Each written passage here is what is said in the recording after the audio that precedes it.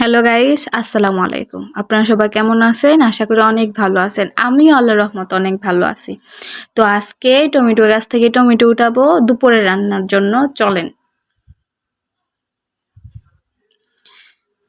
এই যে দেখতেছেন অনেক টমেটো। তো কাঁচাগুলা এখান থেকে নিব না, হালকা হালকা যে টমেটোগুলা পেকে গেছে এগুলাই পেরে নিব দুপুরে রান্নার জন্য।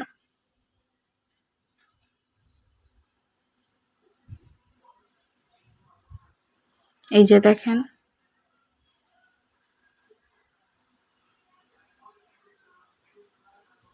আর রিয়া আমাকে বলতেছিল যে এই যে এখানে আরেকটা পাকা টমেটো আছে।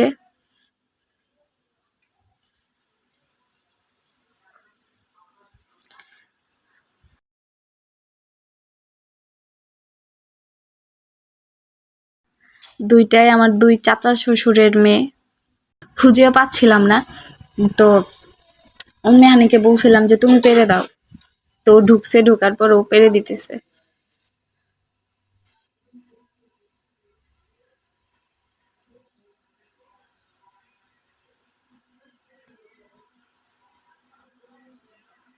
যে ও খুঁজতেছে পাকা টমেটো আর আছে কিনা। এই যে ও বের হয়ে গেছে। আর এখানে দেখেন আমরা বিচি ফালাইছিলাম। আর এখানে ছোট্ট একটা লেবু গাছ উঠছে বিচি ফালানোর পরে।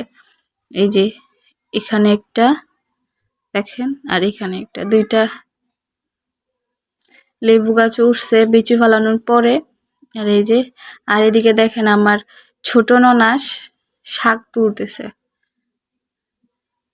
দুপুরে রান্নার জন্যই শাক কুড়াইতেছে। আর এখানে টমেটো দিয়ে শোল মাছ দিয়ে রান্না করা হবে, লতি দিয়ে।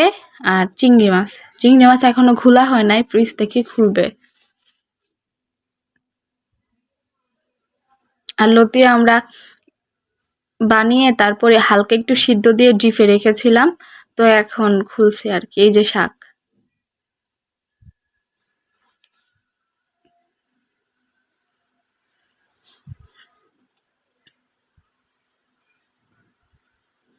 এই যে দেখেন, এই শোল মাছ দিয়ে টমেটো দিয়ে রান্না করা হবে, শাক রান্না করা হবে, লতি দিয়ে চিংড়ি মাছ রান্না করা হবে। আর এখানে ওরা বলতেছিল যে আমরা রসুন কেটে দেয়। আমি বলতেছিলাম যে না, ঠিক তোমরা কাটার দরকার না, আমি কাটতে পারবো। ওরা বলতেছিল না, দেন আমরা কেটে দেই। যে ওরা বসে বসে কাটতেছে আর মুসকে মুসকে হাসতেছে।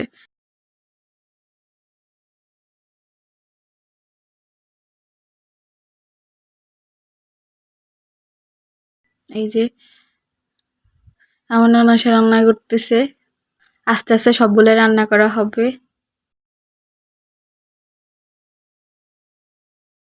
তো শাকগুলা আমার ননাসে ধুয়ে দিছে, আর আমি আর উম্মেহানি মিলে শাকগুলা মেয়ে করে একটু কেটে নিচ্ছি। তো তো আমি আর রান্নার ভিডিওটা বেশিক্ষণ করতে পারি নাই। ওই দিক দিয়ে শুনতেছি নাকি আমাদের কাছ থেকে আম পারবে। তো আমার শাশুড়ি মা আমরা সবাই মিলে চলে গেলাম।